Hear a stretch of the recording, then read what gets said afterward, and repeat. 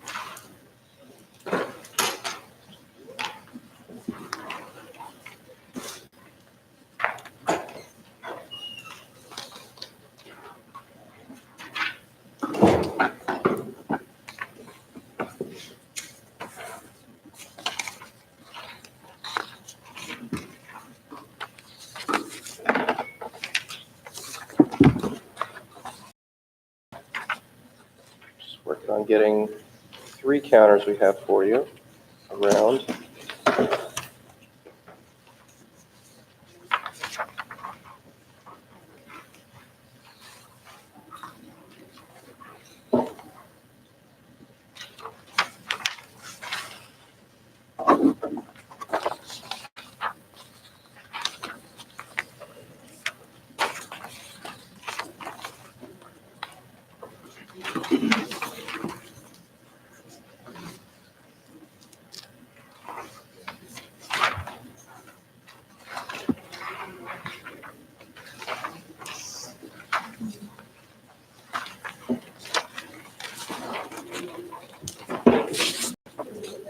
No, I got to make sure it's attached.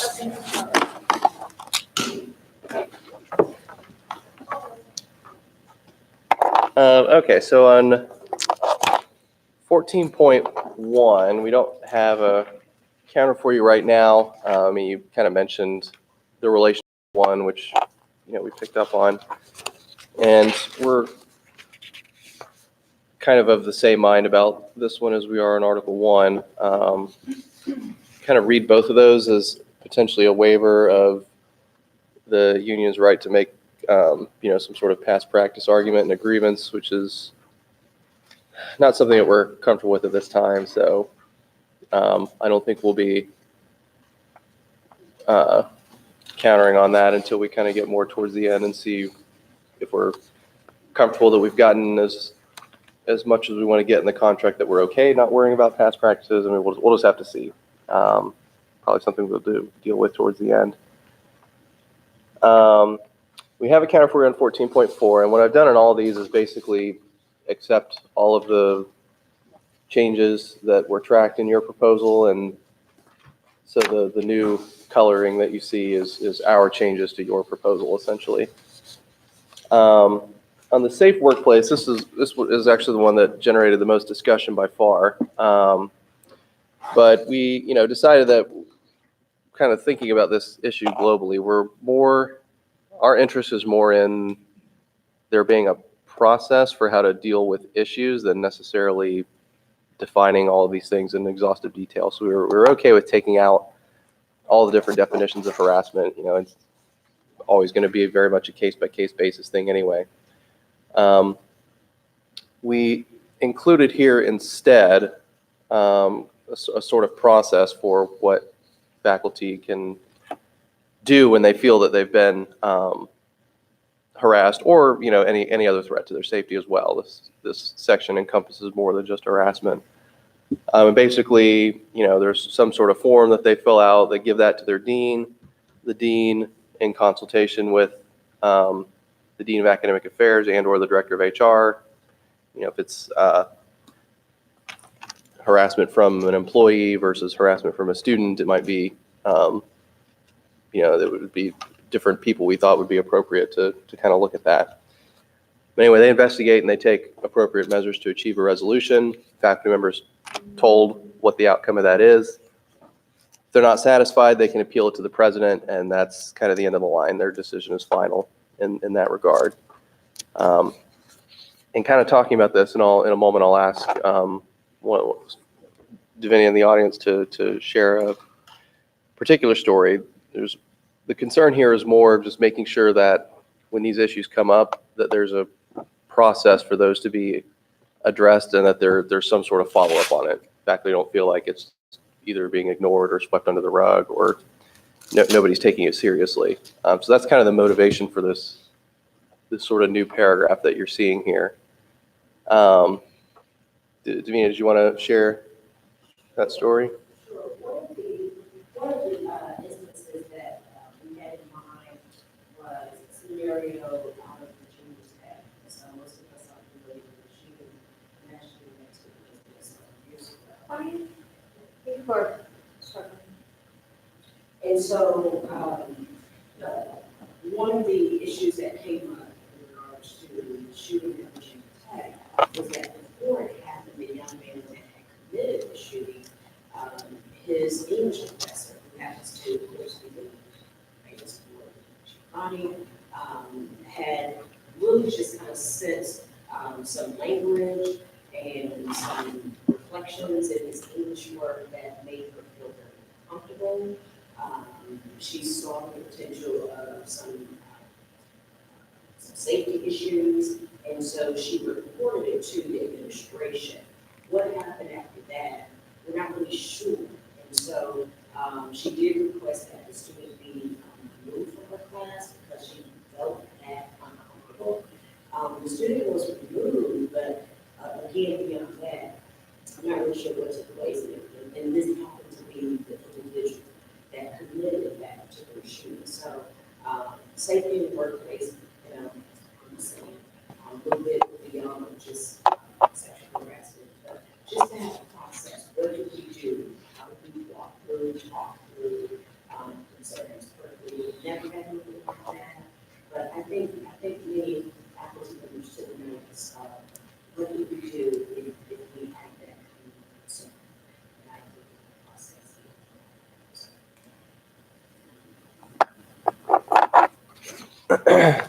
Graham, I think on where it says academic dean in consultation with the dean of, was that supposed to be student affairs? Chiquita? Was it? Maybe. We're throwing around a lot of words. Yeah. Basically, the idea is that if it's a student issue, it's one person. If it's an employee issue, it's this other person. Was the intent there.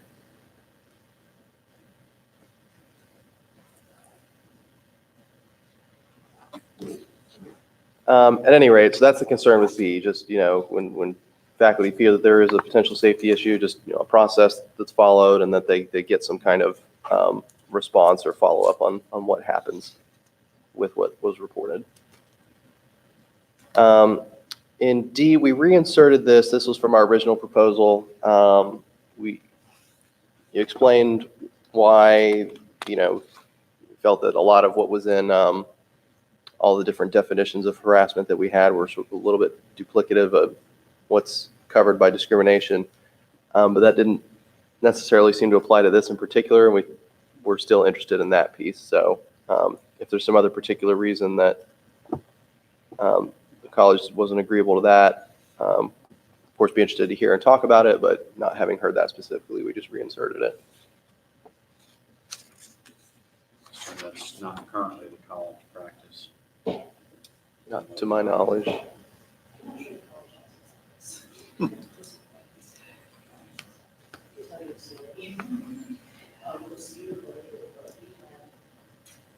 know there were 5 complaints, but 3 of the people actually came to me because they brought to security and didn't have any comments. It was all done in the lab. And they have been assaulted on campus. 2 were groups. One was basically there's no nice way to say this, sort of like a life maybe earlier. And basically, each of the girls went to security. One was asked what she was wearing. I'm not kidding. One was told she could be reported without knowing the name of their assailant. And the third was basically asked if she had had a prior sexual relationship with the assailant. Many of these girls took it further and were complaining to me. I took it further. Now we're safety and security. I don't know that we have something in place for students. I don't know that we have a policy in place for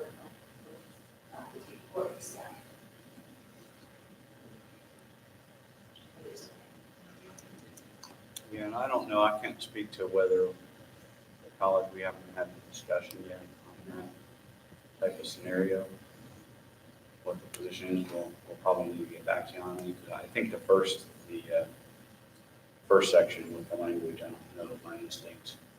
We don't have to talk to anybody, so we're probably okay with something along the lines of process.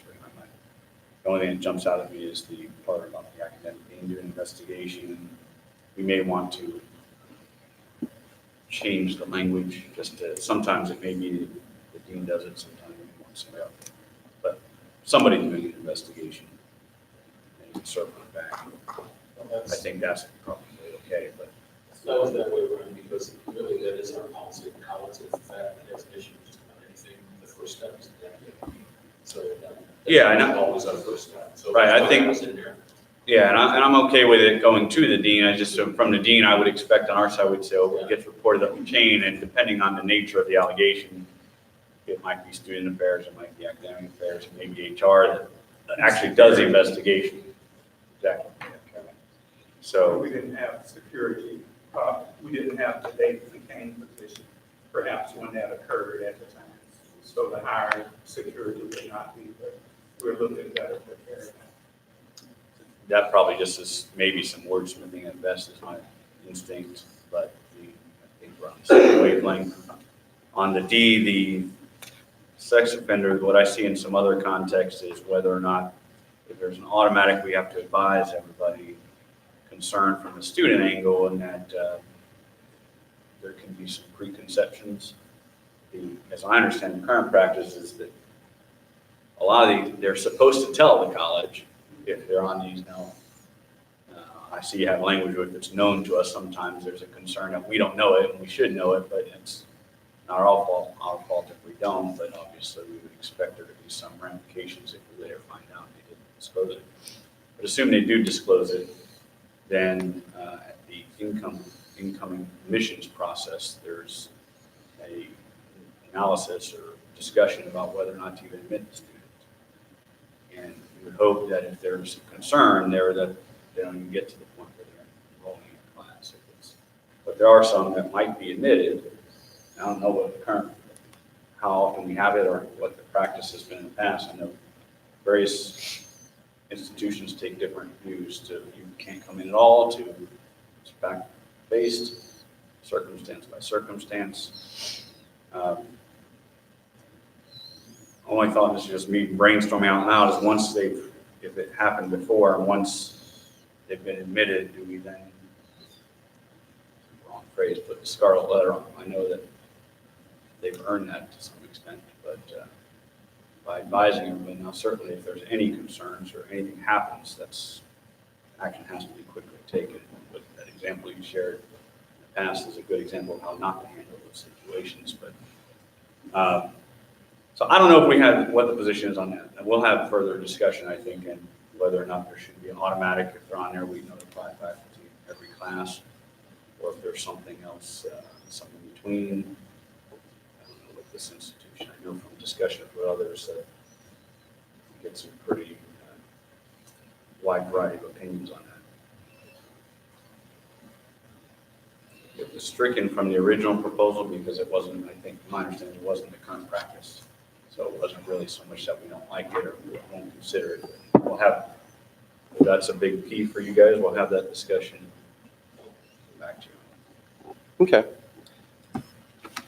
14.5, we discussed at the table a little bit. And at State College just last week agreed to language essentially along these lines. We had already signed off on a discipline article there, so we just kind of cross-reference the discipline article.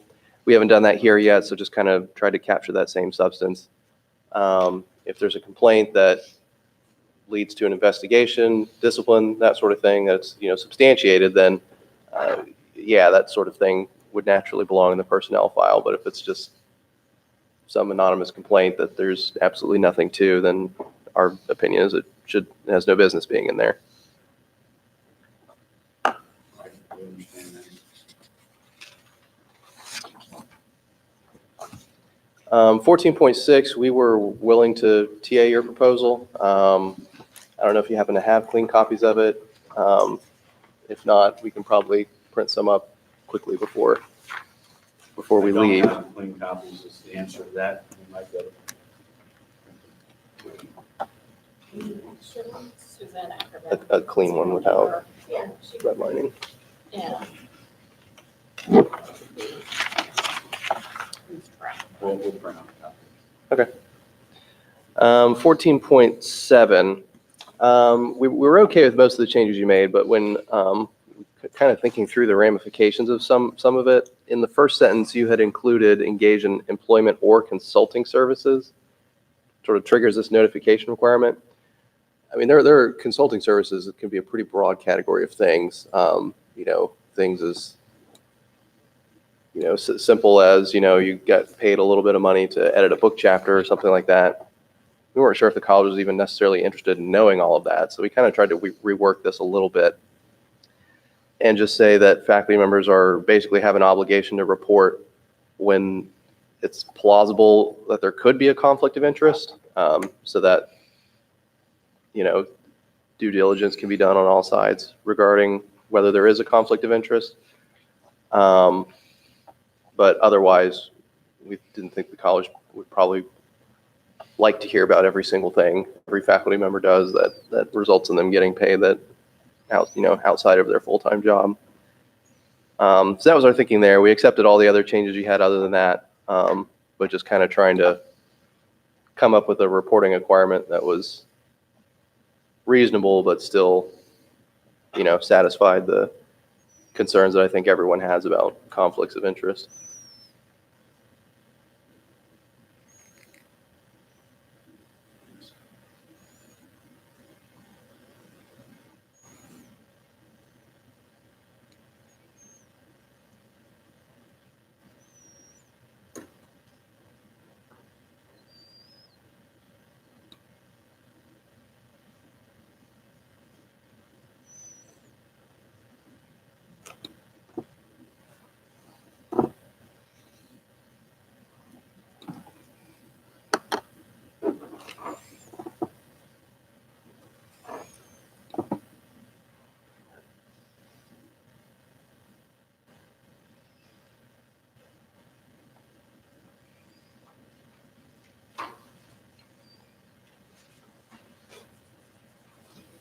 So the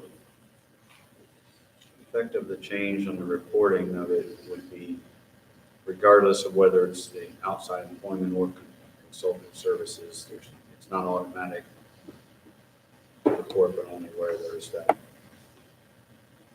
reasonable potential that it could be present a conflict. Right. I just have one thought on that. So, without the reporting, I mean, this is referring to like a particular situation, but what if a faculty member takes on multiple individual projects, which as one would not greatly impact the ability of them to complete their work requirements? But what if they take on A, B, C, D, and E, and individually each one of those would not need to be reported, but collectively they may potentially impact the ability to do the full-time work. So that's my only concern with that. Because without us knowing whether you're doing 1 or 10, that may make a difference in the approach or the thought processes behind whether that would potentially cause a conflict. Well, I would think that if they're not performing their duties, then you'd know that it created it. And unfortunately, that would be after the fact. You have, spread yourself so thin that you can't perform your duties. So, it's kind of built into the process of evaluation, I would think, because, why aren't you able to meet with the students when you said you could, or hold your office hours, or, well, it's because I'm running off doing this. But to make that decision prior, one person, I know I can handle things that somebody else can't, and there's some things they can handle that I can't. So it's kind of a tricky. Or during evaluation time, we have a whole semester that maybe the student has been able to complete their assigned duties. So is it's maybe too late at the end of term or closer to the end of term when we're doing those evaluations? Whereas if, it could be, I don't know, it's a sticking point for me, just to make sure that we're able to meet the student needs. So, Well, I think you kind of can break it down into two concerns there. One, which I think is easily addressed, is we can add language about there being a potential for conflict, whether by itself or cumulative with any other external, so that you have an obligation to report if cumulative. The other, For outside appointments. Yeah, So, so- exactly, we can wordsmith it to where that's covered. The broader issue I think that comes up to maybe discuss is right now, it switches the burden a little bit, so now the burden's on the faculty member to make that judgment call up front, which the way it would work is exactly as you're suggesting. If my experience in the past is that usually people, if they want to do it, are not going to, they're going to have a view it's not going to conflict, and maybe it may be a reasonably held view, but it turns out to be wrong. But if it's different than what the college would view it up front, the burden is, under your language, is faculty gets to decide that. We never even know about it unless it becomes an issue. The issue with that is that if it becomes an issue, then it's a performance and potentially disciplinary issue. If it's captured early, then it probably doesn't amount to much. The prior language, which actually was in your guys' proposal, will report it within 10 days or whatnot. It kind of switches the burden. You report everything, and it's our burden to tell you if we think that's going to conflict. Presumably our silence means it won't conflict. Absent something down the road, we're not going to end up in a disciplinary situation where it would be on us as opposed to on you. So personally, I don't think either side has, either of those positions have pros and cons. And I've seen them in contracts, whether you report everything or only if it conflicts. The beauty of having report everything is you hope to avoid the disciplinary, but the downside is you're reporting everything and have to, 99 out of 100 times it's just paperwork. And It's gonna be a lot of people. It could be overwhelming. somebody on this side's gonna go, well, I got another one of these, it becomes perfunctory, you just sign off on it. But awareness is good, so that. It if is, you have it a is. student concern or students' concerns, you can then, go, hey, I'm getting these kind of concerns from students, can we talk about it? Is there something that is, again, going back to your concept, it's like, that I know, and now I can kind of approach it directly rather than trying to figure out what's going on. Maybe that has an impact, so. Well, let me ask right now, because that's what I was looking for. Do we do anything right now? Because I didn't see an IM where you have to report, or are we getting these reports now automatically, or? We are supposed to get reports. I do not believe I've ever got, where there's communication. There should be communication, and I don't know that I have officially received any. So, And we'll talk about it. My sense is it's probably not a big issue, if it's, the mindset, if it isn't broke, why fix it? But if there's a lot of communication ongoing, you hope you have the informal channels open enough that whether you have a requirement or not, doesn't ever become an issue. I don't imagine this is a deal breaker kind of issue. Okay, we probably will need to break before responding officially. We don't have, my guess is, let us talk about these three for about 5 minutes maybe, unless you had other things. I guess we'll probably need to get back to you on 14.4, that last subsection D. Maybe on 14.7, on 14.5. Let us print out 14.6. Yeah, 14.6, clean copy, we were okay with that one. Oh, I can hear you. Yes, she knows what's coming. I've already been, it's ACKERMS. And I need to see. She's waiting for it. EDU? Yes.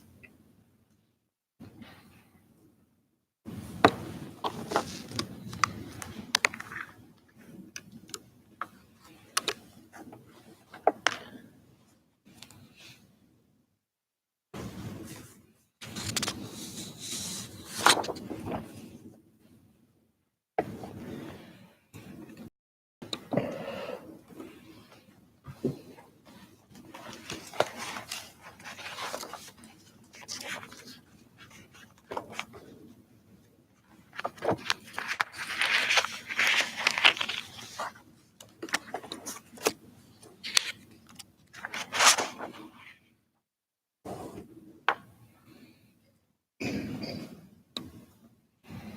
this way. I think we can just step out. I'll go from over there. We don't need to go all the way back. Just give us a few minutes and we'll come back in. Okay.